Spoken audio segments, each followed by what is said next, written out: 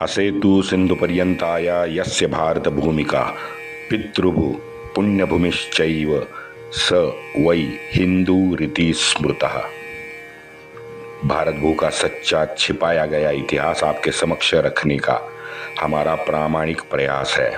हमारे इन कोशिशों को लाइक सब्सक्राइब करके आप हमें सहयोग करने की कृपा करें। बेल बटन जरूर दबाएं। आज तक हमने इतिहास में ईसा पूर्व 326 से 1857 का कुछ अनदेखा अनसुना जो इतिहास है वो उजागर करने की कोशिश की है। इससे आगे निजाम, मराठा और राजपूतों का इतिहास शेष है। कृपया सहयोग करें, वरना YouTube से ये हमारा इतिहास भी ओझल होने की आशंका है। वंदे मातरम। जय श्री राम। योगेश अनंत काले। 29 मई को जो भी अंग्रेज अफसर बरेली में नदी के किनारे स्नान करने जाते थे उनको मारा जाएगा, ये खबर पूरे शहर में फैल गई थी। अब वो तो अफवाह थी, लेकिन इससे अंग्रेज बड़े डर गए थे। तो 29 का पूरा दिन निकल गया, शाम निकल गई। यहाँ पे अंग्रेज़ों ने सभी रेजिमेंट को तैयार रखा था नदी के किनारे, लेकिन रात हो गई, हुआ तो कुछ नहीं। अंग्रेज़ बस रोड पे घूम रहे थे कि कहीं कोई निकल ना आए और हमारे ऊपर हमला ना करे। अब अगले दिन हुई 30। अब 30 तारीख तो अति सामान्य तरीके से गुजरी, कुछ नहीं हुआ। अंग्रेजों को तो भनक भी नहीं थी। इनफैक्ट अंग्रेज अब खुश लग रहे थे कि 29 का वो अफवाह निकल गई। आज 30 तारीख थी, कल की 31 थी, जिसका बेसब्री से इंतजार पूरे भारतवर्ष को था। वैसे अंग्रेजों को भी था, क्योंकि मन में अंग्रेज बड़े डरे हुए थे। जनवरी से सारा उत्तर भारत ये जानता था कि 31 मई तारीख नाना साहब ने डिक्लेयर कर दी है। वैसे ये हमारा दिल्ली का जो बुढ़ा है, ये 31 तारीख उसको पसंद नहीं थी, लेकिन नाना ने उसको बोल के मनवा लिया। ये हमने देखा है। 31 मई 1857 बरेली। अंग्रेज सोच रहे थे कि शायद ये संकट टल गया, क्योंकि पूरा भारत अब इस तारीख की राह जनवरी से देख रहा था। अंग्रेज भी देख रहे थे। वैसे हमारे राष्ट्रवीर भी अपने जज्बात पे काबू रखने की कोशिश तो कर ही रहे थे। वही दिन आ गया। सुबह हो गई। सुबह के तड़के कैप्टन ब्रैंडन लोके के घर पे एकाएक आग लग गई। ब्रिटिश थाने में लश्करी हाजिरी सबकी लगा दी गई, क्योंकि उनको लगा कि अब ब्रैंडन का घर जल गया है, अब शुरुआत होगी। उस दिन था इतवार के चर्च की स्पेशल प्रेयर होती है 11 बजे। तो 11 बजे की फिर वो तैयारियां उनकी चलने लगी। चर्च के बाहर और चर्च के अंदर भी ब्रिटिश सैनिक तैनात थे, लेकिन बाहर शहर में सर्वसामान्य व्यवहार हो रहा था। तभी पुलिस लाइन से एक तोप को बत्ती लगा दी गई। तोप से निकला गोला, और जैसे गोला निकला, बराकी से बंदूकों से सू गोलियां निकलने लगी। पूरे आसमान में इन गोलियों की आवाज शहर में गूंज रही थी। बरेली में इतनी बढ़िया सटीक योजना इन लोगों ने बनाई थी कि किस यूरोपियन का खून करना है, किसे काटना है, ये तक रात को तय कर दिया गया था। इतनी सटीक योजना उन्होंने बनाई थी। ठीक 11 बजे 68वीं पलटन ने पुलिस लाइन के सबसे नजदीक जो ब्रिटिश कॉलोनी थी उन गोरों पे हमला किया। छोटी छोटी टुकड़ियां कॉलोनी के अन्य घरों पर सीधे जाके चढ़ गई। सारी कॉलोनी के इस भय के वातावरण में घुड़सवारों के शिविर की तरफ सब परिवार वाले भागने लगे। इसमें परिवार के तो सभी आयु के लोग थे।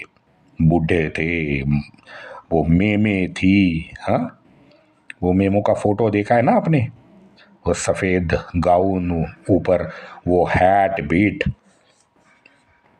हाँ, वो सब बच्चे भी उनके साथ घुड़सवारों के शिविर की तरफ भागने लगे। अब वो लोग जब तक वहां पहुंचे तो अंग्रेजों ने जो घुड़सवार की पलटन थी उन घुड़सवारों को राष्ट्रवीरों पे हमला करने का आदेश दिया। इस घुड़सवार के टुकड़ी का सरदार था मोहम्मद शफी। शफी ने उस अंग्रेज की तरफ देखा जिसने आदेश दिया। तुरंत उसने अपने पास छिपाया गया उसका जो हरा झंडा था वो बाहर निकाला। बाहर निकालने के बाद दौड़ के शफी हमारे राष्ट्रवीरों के पास गया और जोर से चिल्लाया, ये ले लो, अपनी उम्मीद के लिए मरने को तैयार हो जाओ। ये हरा झंडा तुम्हें बुला रहा है, चिल्ला रहा है। पीछे से सारे के सारे घुड़सवार अंग्रेजों के उनके परिवारों को वहीं छोड़ के राष्ट्रवीरों के पक्ष में आ गए। राष्ट्रवीरों को अब कोई मायका लाल नहीं रोक सकता था। सारे अंग्रेज उसी दिन नैनीताल की दिशा में भाग गए। इधर हमारे वीरों की जल्द एक बड़ी वीरों को कामयाबी मिली। ब्रिगेडियर सीबाल्ट को मारा गया। कैप्टन कर्बी था, कैप्टन फ्रेजर था, सार्जेंट बाल्डन था, कैप्टन रॉबिन्सन था। सभी गोली के शिकार हो गए और ढेर किए गए। और आश्चर्य की बात यह है मित्रों कि इन सबके नाम ऑलरेडी तय कर दिए गए थे। 32 अंग्रेज अफसर अपने परिवारों के साथ नैनीताल जाने में सफल हो गए या उनको छोड़ा गया ये पता नहीं है, लेकिन 32 अफसर वहां से जिंदा निकले। 6 घंटे के अंदर सुबह 11 बजे जो ऑपरेशन शुरू हुआ, मात्र 6 बजे के अंदर पूरा का पूरा अंग्रेज मुक्त बरेली करवा दिया गया। ब्रिटिश मुख्यालय पे वहां पे स्वतंत्र बरेली का झंडा लगवाया गया और उसके नीचे बख्त खान को सेनापति घोषित कर दिया गया। बख्त खान अनुभवी फौजी था। जैसे बख्त खान ने अपना पदभार संभाला, वहीं सभी वीरों को शांत करके हर एक सैनिक को शासन व्यवस्था का में जो कोड ऑफ कंडक्ट होता है वो बख्त खान ने समझाया। वहां से बग्गी लेके बख्त खान निकला डायरेक्ट बरेली के सड़क पर लोगों से मिलने। ये एक उसका दमदार कदम था, ये मानना पड़ेगा बख्त खान का, क्योंकि बख्त खान वो अनुभवी सैनिक था ऑलरेडी। उसने बहुत सारी अफगानिस्तान से लेके बहुत जगह अंग्रेजों के लिए उसने लड़ाइयाँ लड़ी थी, तो वो प्रोटोकॉल क्या होता है, कोड ऑफ कंडक्ट क्या होता है, वो सब जानता था। हर एक अंग्रेजी ऑफिस पे उसने अपने अधिकारी तुरंत उसी शाम जगह पे बिठा दिए। सल्तनते हिंद के इत्तेदार के तौर पे खान बहादुर गद्दी पर जाके बैठा। खान बहादुर के सामने जिंदा पकड़े गए अंग्रेजों को लाया गया। उसने वायव्य प्रांत का जो गवर्नर जनरल का जमाई था वो पकड़े हुए अंग्रेजों की लाइन में खड़ा था। बरेली का सरकारी कॉलेज का प्रिंसिपल वही था, डॉक्टर करसब उसका नाम। 2 दिन पहले ये खान बहादुर जिसके साथ खाना खा रहा था, उस डिस्ट्रिक्ट जज को भी कैद करके उसके सामने लाया गया। स्वयं एक जज रहने की वजह से ये खान बहादुर जो है, वो तो मैंने कल ही बताया था कि उसको पेंशन, एक जज की वजह से उसको पेंशन भी चालू थी, और ये जज था तो अंग्रेजी कानून की उसको, खान बहादुर को अच्छी समझ भी थी और बड़ा बुद्धिमान भी था। उसने तुरंत अंग्रेज जो जो करते थे वही किया। एक इंक्वायरी कोर्ट वहाँ पे बिठा डाला। उस कोर्ट के जजों ने 6 यूरोपियन को पहले सुना और सुनने के बाद में उनको फांसी की सजा सुनाई। पूरे शहर में खान बहादुर के नाम से एक जाहिरनामा शाम को निकाला गया। उसमें सारे बरेली वासियों को आह्वान था कि यहाँ का यूरोपियन कमिश्नर को जो भी पकड़ के मुझे देगा उसे 1,000 रुपये बख्शिशी मिलेगी। जाहिरनामे में पूर्ण रोहिला खंड स्वतंत्र होने की घोषणा भी खान बहादुर ने की थी, और स्वतंत्र रोहिला खंड की ओर से खान बहादुर ने बुड्ढे बहादुर शाह को दिल्ली नजराना भेजा। यानी सुबह 11 बजे शुरू हुआ ये संग्राम, रात को 8 बजे तक शांत भी हुआ था। इतनी खोखली शासन व्यवस्था अंग्रेजों की थी। बरेली से मात्र 40 किलोमीटर दूर शाहजहांपुर में कत्लेआम जैसी घटना मैंने आपको पहले बताई थी कि 15 मई के बाद यहाँ 3 शहरों में उत्पात मचा हुआ था। 31 मई को शाहजहांपुर के चर्च में एकत्रित प्रेयर, जो सुबह की संडे प्रेयर होती है, उसके चर्च में जमे अंग्रेजों पर हमारे राष्ट्रवीरों ने वहाँ भी धावा बोल दिया। वहाँ चर्च का एक चैपल होता है ना, वो क्या कहते हैं उसे, वो पादरी जो होता है चर्च का, उसका हाथ काटा गया। शहर का मैजिस्ट्रेट था रिफेट्स वहाँ से छिप के भागने लगा। अब सैनिकों ने उसको पहचाना। सैनिक रिफेट्स के पास गए, बिना बोले उसका सर कलम कर दिया। सर बाडोर चर्च के अंदर जाके घुस गया और छिप गया। अब हमारे वीर जो थे वो उसके पीछे तो थे ही, तो वहाँ अंदर घुसे। चर्च के अंदर वहाँ पे उसने सर बाडोर को ढूंढ के वहीं ढेर कर दिया। कुछ वीर चर्च की तरफ गए तो कुछ कैंटोनमेंट में घुस गए। अब लगभग वहाँ से हर यूरोपियन, जितने भी यूरोपियन के घर थे, लगभग सभी को आग हमारे राष्ट्रवीरों ने लगा दी। आग से जुलझे असिस्टेंट मैजिस्ट्रेट को उनके वरांडे में ही काटा गया। डॉक्टर बाउलिंग थे। बाउलिंग ने उसके घर पे हमला करने आए सैनिकों को लगातार शांत कर लिया था, लेकिन जैसे उसने राष्ट्रद्रोही ये शब्द बोला, पीछे से गोली निकली। डॉक्टर बाउलिंग ढेर। यहाँ से भागते छिपते अंग्रेजी जितने भी परिवार थे उसकी मदद करने आई थी सिख फौज। उन्होंने भी जो मिले, यहाँ से नज़दीक 20-25 किलोमीटर शाहजहांपुर से गांव था, वहाँ के एक राजा के महल में इन परिवार को सिखों ने पहुंचाया। लेकिन जब वहाँ के राजा ने वहाँ पहुंचे हुए परिवारों से उनकी सुरक्षा में असमर्थता दिखाई, तो फिर वो आगे महमदी की तरफ वहाँ पे वो परिवार गए। रात भी हुई थी। अब बताओ, सामान्य तौर पे हम सोचते हैं तो बरेली का हरा झंडा देख के हमारे सिखों में वो स्वदेश की भावना कहाँ से जागेगी, बताओ? नहीं जाग पाती। मैं वहीं तो पहले एपिसोड से मैं कह रहा हूँ, हमारे सारे वामपंथी सिखों को गालियां देते हैं, अपशब्द बोलते हैं, लेकिन आप बताओ, जिसके साथ वो अखंड युद्ध में थे, जिनके गुरु का कत्ल मुगलों ने किया, वही अगर हरा झंडा वो देखेंगे तो उनके मन में स्वदेश और स्वराज्य की भावना कैसे जगेगी?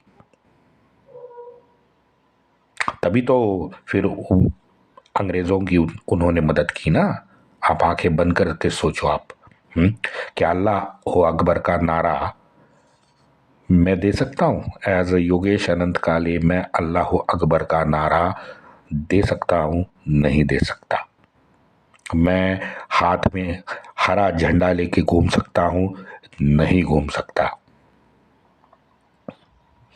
भाई वो लोग अगर मोमिनों को बोले वाहे गुरु दा खालसा वाहे गुरु की फतेह बोले, मोमिन बोल सकते थे?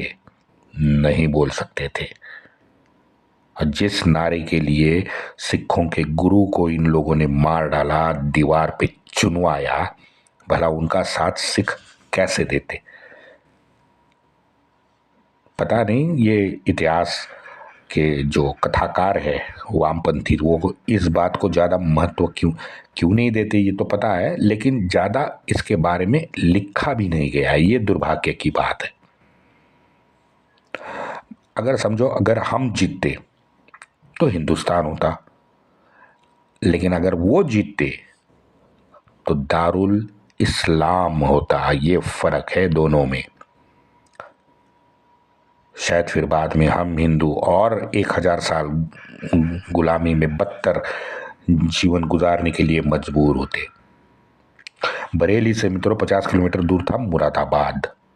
वैसे 18 मई को मुरादाबाद के आसपास राष्ट्रवीर आ गए थे और ये खबर मिलते ही उनका समाचार लेने गोरों ने 29वीं पलटन को आदेश दिया। 29वीं पलटन वहां से तुरंत निकली जहां ये हमारे राष्ट्रवीर मुरादाबाद के बाहर थोड़ा छिपे हुए थे। अब वहां रात थी, सो रहे थे क्योंकि बीच रास्ते में थे, मुरादाबाद पहुंचना था। राष्ट्रवीर छिपे थे, छिपकर वहां पे रात को सो रहे थे। वहां पे 29वीं पलटन ने हमला किया। रात भर बंदूकें तलवारों की आवाज सुनकर उनके साथ गया जो अंग्रेज अफसर था ना, वो बड़ा खुश हुआ। उसने डायरी में लिखा है ये बात कि मैं बड़ा खुश हुआ।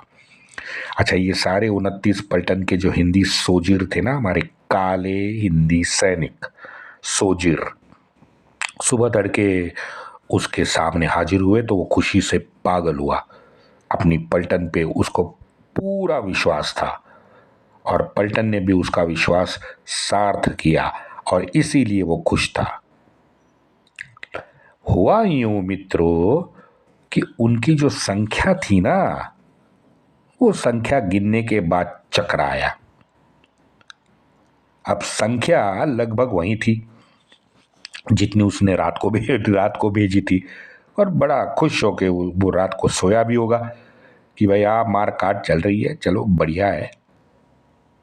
1.5 साल बाद मित्रों ये राज खुला। 1.5 साल बाद 1858 के दिसंबर में क्या खुला? ये राज खुला कि उस दिन रात को अंधेरे में जो युद्ध हुआ और जो पूरा का पूरा आवाजें वगैरह वगैरह जो आ रही थी बंदूक की, वो सारा का सारा प्रॉक्सी वॉर था। सभी राष्ट्रवीर अंदर अपने जंगल में पहुंच गए थे, और या फिर आप ये कहिए कि पहुंचाए दिए गए थे ऑलरेडी। और पलटन के जितने भी संधि सैनिक थे वो पेंडौल में जाते थे हमारे राष्ट्रवीरों के, और पेंडौल में जाके आग लगाते थे। पहले ही सबको निकाला गया था और जंगल में भेज दिया था। हवा में गोलियां चल रही थी। पूरा छलावा 29वीं पलटन ने वहां पे किया और उसकी एक सुंदर कथा रची गई। और ये ना एक सैनिक मरा, ना वीर मरा, ना एक घोड़ा मरा। 1.5 साल के बाद अंग्रेज को पता चला कि भाई ये कांड हुआ है। अब हम भी ये बात सुन के हमारे कान पे विश्वास नहीं होता कि ये ऐसी अद्भुत घटना वहाँ पे मुरादाबाद में घटी है। 31 आई, यहाँ तो राष्ट्रवीरों ने 31 तारीख को कमाल ही किया। 31 को जैसे मैंने कहा कि इतवार था, तो सुबह परेड की तरह सारे सैनिक परेड ग्राउंड में जमा होने लगे।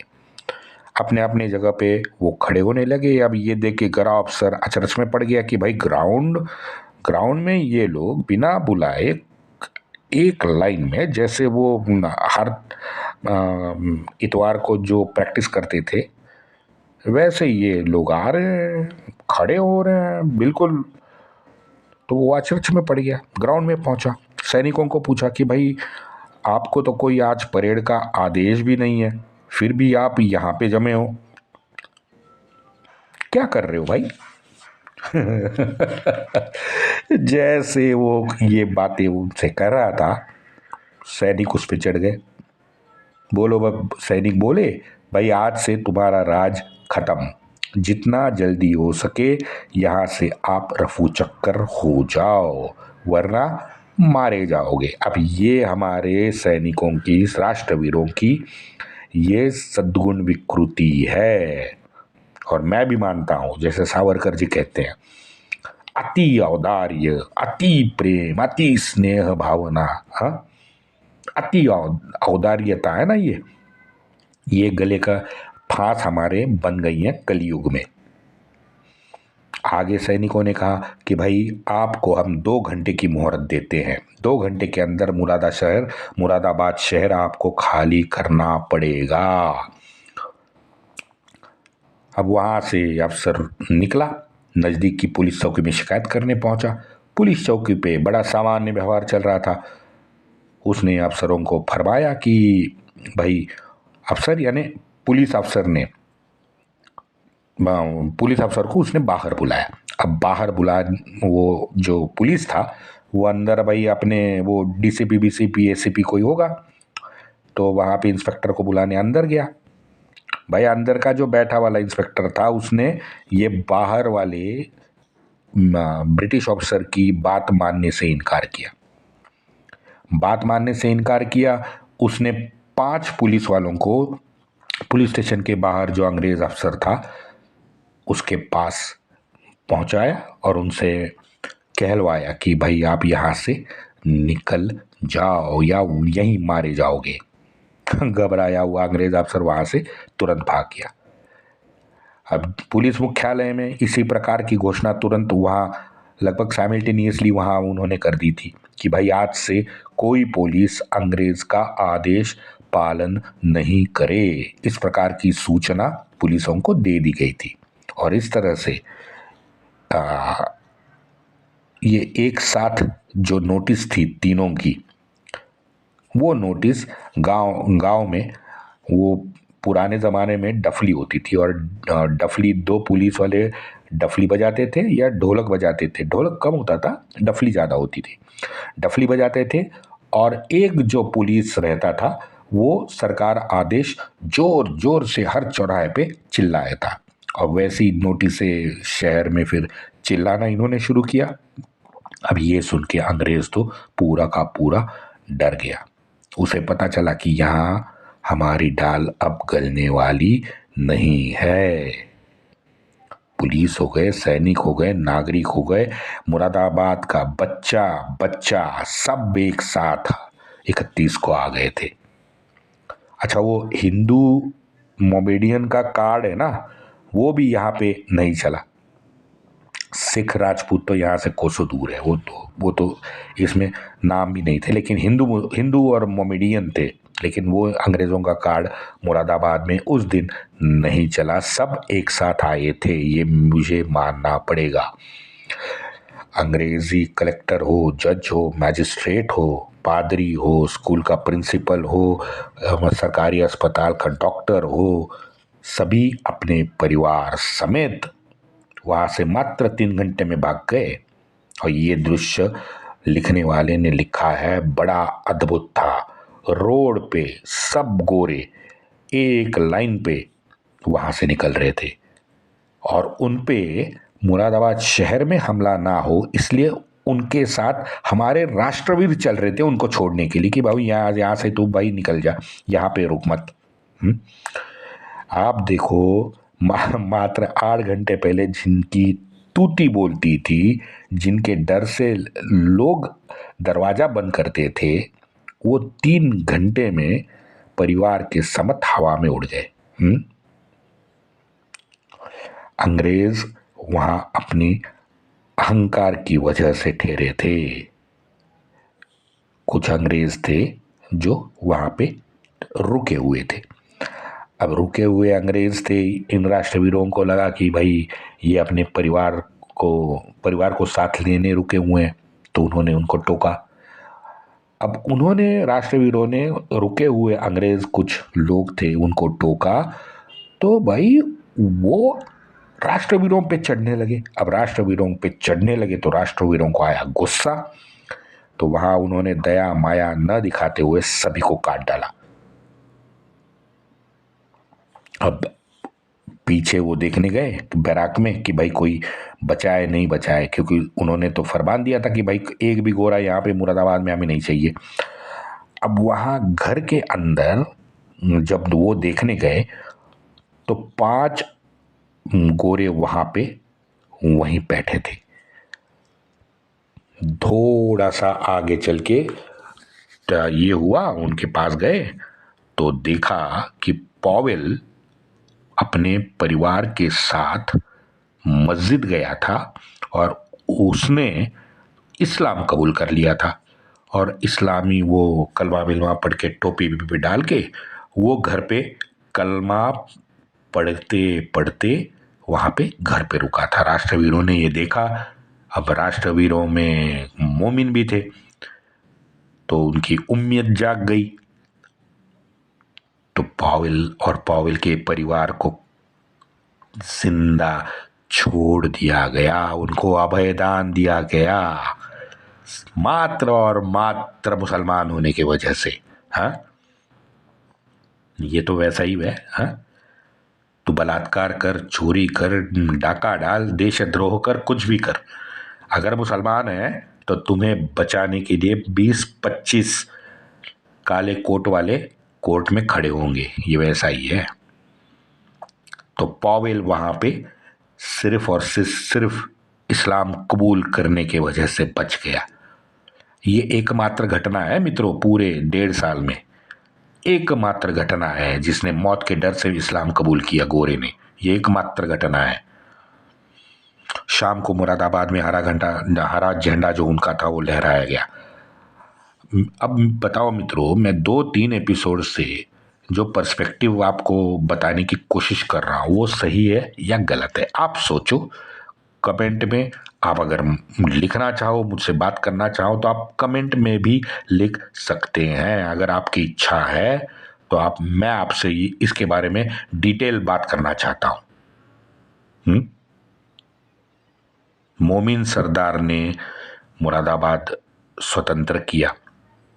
अब पूरे मुरादाबाद को उसने इस्लामी स्वतंत्र राष्ट्र घोषित कर दिया था। अब उसमें अब ये हिंदू जो थे वो तो काफिर थे, और काफिर को मारने का अल्लाह का हुक्म है, वो तो अब मोमिन पे फर्ज ही है। सही है। सुबह तक जो एक साथ थे और एक साथ अंग्रेजों को पीट रहे थे, अब वहाँ मस्जिद में रात की जो उनकी जो नमाजें होती हैं, मस्जिद ने, मुल्ला ने सभी मुरादाबाद के हिंदुओं को काफिर घोषित किया। है ना मजे की बात। वंदे मातरम।